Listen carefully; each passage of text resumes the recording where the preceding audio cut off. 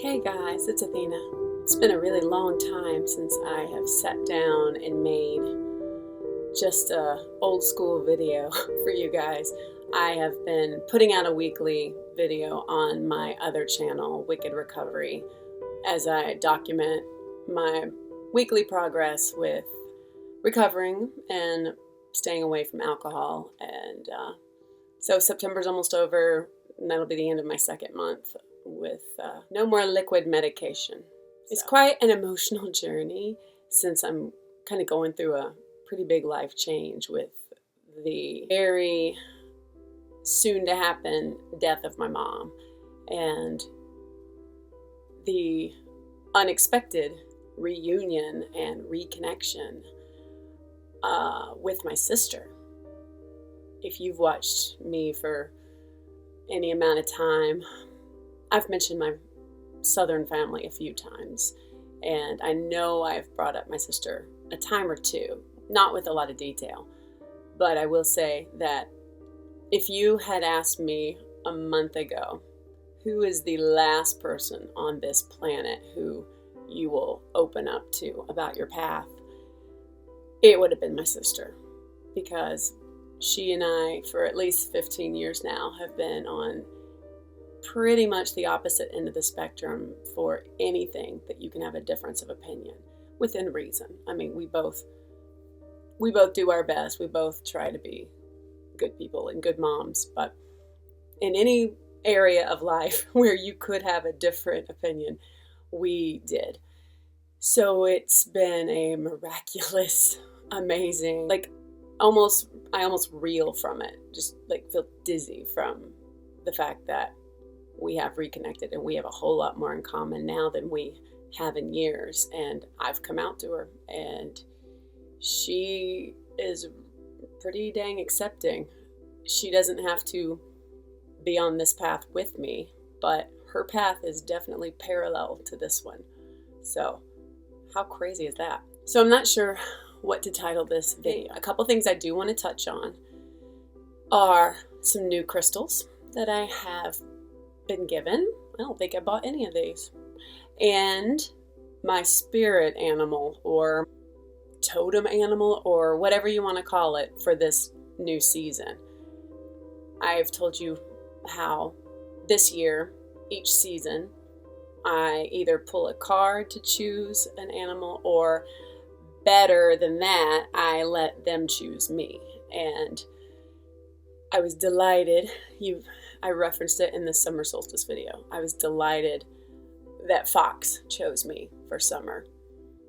Ironically, right as summer was ending, as I was driving south again to try to spend some time with my mom while I still can, I kept seeing dead foxes on the road. And I was like, I'm not okay with this, but I'm choosing to look at that as we're done with Fox and I are finished with each other for now, and not in a breakup way, but more in a graduating to a new one. Thank you, Fox. You will never believe what animal chose me for fall. Literally, I could let you guess forever and you would never guess it. It is such a odd little critter that it's not even in any of my animal totem books. It's not in Animal Speak. It's not in the animal medicine cards. I had to get online to research it. I wonder how many of you would acknowledge this little critter if it had chosen you. Because it is one of the most detested, it's not a mosquito, but it's one of the most detested insects that I've ever seen. I've never in my life met a single person who doesn't go, ew, when they see these things. But it chose me, and after reading up on what it was and what it represented, I'm rolling with it. I would like to not see it a whole lot, but I'm rolling with its message. I'm going to show you a little picture of my critter. Get ready. Those creepy, crawly, nasty, ugh, house centipedes. Really? So here's how I know that that was my animal. So thank goodness my house is not crawling with them. We do have, I will occasionally see one in the basement. That's where they like to hang out in pretty much everybody's house. The day of the fall equinox, Mabon. I was at school. I was in a room making copies. There were about 5 people sitting at a table eating lunch. I just was doing my thing, staying quiet. And I see something in the corner of my eye dart by. I thought it was a mouse. Like it was big. I probably shouldn't have said anything to them about it because it got killed. But I saw it. It ran right by their feet under the table, and it kept on going, and nobody at that table saw it. Nobody missed a beat. They just kept on going. And I was like, this group, sometimes I feel quite invisible at work, and it's okay. I don't mind because I'm introverted, and actually that's a fox thing, a fox medicine thing. You can camouflage and conceal yourself. I said something like that you guys have a little friend under the table, and nobody acknowledged me. And I said, you guys might want to look at the ground. You have a little friend just ran by. And finally they looked and they're like, ah! And everybody freaked out. And then it was big. It was that big. I don't kill insects except for mosquitoes. This woman got up, and the thing was the size of her foot probably, but she smushed it, and I left the room before I had to see it. My parents used to have those in their house when I was growing up. They weren't all over the place, and they only come out at night. They're nocturnal, although this one at school came out in the daytime. Our school's undergoing construction, and just like construction is said to awaken spirits that might not want you changing things, it also awakens and flushes out critters that live in the walls or under the floors or whatever. It didn't dawn on me, this is my animal. No, it was one of those nasty bugs. So then I don't think about it again. The next morning, I come into the kitchen to get my coffee, which is always, it brews about 4:30 in the morning, so it's ready for me when I get up at 4:50. I turn on the light, and one of those scurries by. Please don't think I live in filth. I don't. But this house is, 38 years old, and I don't know that we've gotten any exterminators in a long time. I keep it clean, but you know how life finds a way. He darted across my kitchen. I didn't touch him. He disappeared. I didn't go after him. I wasn't going to kill him. But I know it was like, oh crap, and it scurried away. And also, in that minute, that instant, I realized, oh, crap, that's my animal. Because that's 2 unusual occurrences that I don't see on a daily basis, thank goodness. Again, I don't know if I'll ever have squirrel be my animal because I see them every single day. They don't do anything out of the usual. If one walked up to me and tapped on the window, then I'd say, hell yeah, that's my animal. Looking through my books and there being 0 info about it, I looked online and took some screenshots of what centipede is trying to tell me, what its message is, what its medicine is for fall. It does say the movement into new psychic connections and relationships, which, by the way, my sister is psychic as fuck. Sorry about the language, but here I am with this love and desire and taking classes and reading books and blah, blah, blah, and my sister she is insanely good. She is clairvoyant. She is, you wouldn't believe it. You'd have to see it. She also, by the way, and we'll get to crystals in a second, she has a physical reaction to crystals. She can feel when she holds them. Her chakras do things. She feels a warmth. She's way more in tune. Isn't that just so typical? I've been working on it for 4 or 5 years. She's been into it for like a minute or 2, and she's already way past me. Anywho, so yeah, she and I have a new relationship and a new connection, which has a very psychic kind of basis. It also says, because they are nocturnal, it will be important to pay attention to dreams when the centipede appears as a messenger. Dreams will become increasingly prophetic, clairvoyant, and providing great insight and inspiration. Many centipedes are blind, and this is a reminder to trust our inner perceptions and not outer appearances. So yay! Centipede! That's okay. I'm going to embrace it, go with it, and find the joy and the positivity. I want to share with you some of my new stones.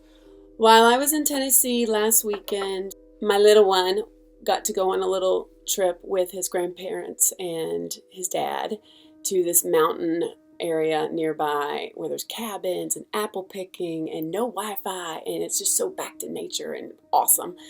And there is a little gift shop, of course, and he picked me up a little souvenir, actually 5 little pieces, and this just makes me so happy. My little boo knows me. They had like a little bin of rocks you could buy from. I don't know how well this will show in the light, but that amethyst is beautiful. Citrine, nice little chunk of that. I don't know what this one is. Is that mica on there? It's like a silvery piece. You guys might know what it's called. I haven't looked these up.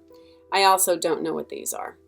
These might be dyed. That's the outside, so it's like a geode. And then on the inside, it's a really dark purple.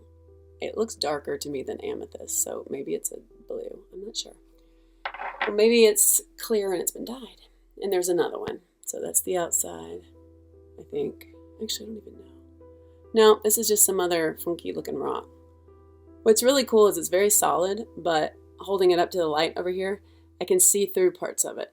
So like this part up here is translucent. So thank you, Poochie. Did I say Poochie or did I say? I didn't say his name right. Thank you, Poochie. Then, the minute I got into town on Friday of last week, we had some time, and my sister said, let's go to the store. I've heard about people come from out of town to see it. They sell crystals and stuff. And I was like, I'm already there. She bought me some crystals and she bought herself some crystals. She ended up spending $300, which that blows my brain. However, like one piece she bought was $75. So there was some really awesome stuff there. One of the ones that the one I like the most. I'm only going to share 2 with you. My favorite is a Herkimer diamond. And again, it looks like dirt. It's not dirt, or if it is, I can't get it out. But it is brilliantly beautiful. There's rainbows. I wish this would do it justice, but it just doesn't. It is gorgeous. Herkimer diamond it's a type of quartz. It's like the clearest quartz in terms of its brilliance and its sparkle abilities. I had heard about Herkimer diamond several times and always wanted to get one because it vibrates at a very, very high level. So if it went with a chakra, it would be crown galore. It helps with your intuition. It helps with your connection to your higher self or your spirits or your angels. It even, I believe, astral projection is supposed to aid with that. That's not something I really try to do. Stimulates psychic ability, spiritual vision, telepathy. Some people call it the dream crystal. It unveils the reality of the dream, self-actualization, psychic attunement, can deliver messages of love and healing to a friend at another location. I've heard if you and a friend have one that is broken, it's almost like those best friend necklaces or something, except for it can aid in like telepathy or sending love. It reminds me of like Reiki, supposedly, and I'm going to take Reiki. That's on my 2017 list. But Reiki, supposedly, you can send Reiki vibrations and healing remotely. So the last thing I wanted to share as far as crystals, some of you know about these and already have one. Desert rose. There you go. It's a selenite. It's a type of selenite.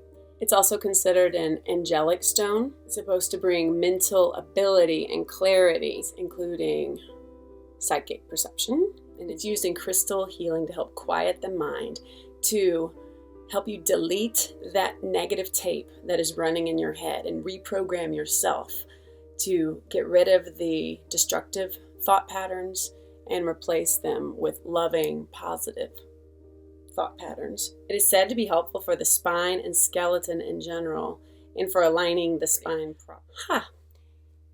Well, that gets me on another topic. So, what my mother is dying from is metastatic breast cancer. So she originally had breast cancer about 13 years ago. It was cured for about 10 years. And then it came back. And it came back in lots of places. That's what metastatic means. And it's been in her brain, her liver, her back, all over.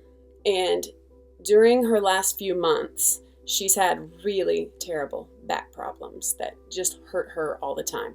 I can connect to that in a different way because, and I've probably mentioned it, I had to have back surgery a few years ago. My lower back, it ended up, I had like a bulging disc, herniated disc, and it was pressing on a nerve. So it was like a sciatic thing, but it was terrible. And having the surgery fixed it. So I always could talk to my mom about really trying to, like I could at least empathize with her of how it felt. She's on her way out, as I've mentioned. Really mentally, she's already gone. But her back, I hope it's not hurting anymore. She hasn't, the last couple times I saw her, she didn't, that's not true. Last time I saw her, she didn't really say anything about it, but she also is not very, she's not really here anymore. She can talk to you, but she will get your name wrong, or she will be dreaming and just include you in the dream. She's not here anymore. So she's not feeling the pain.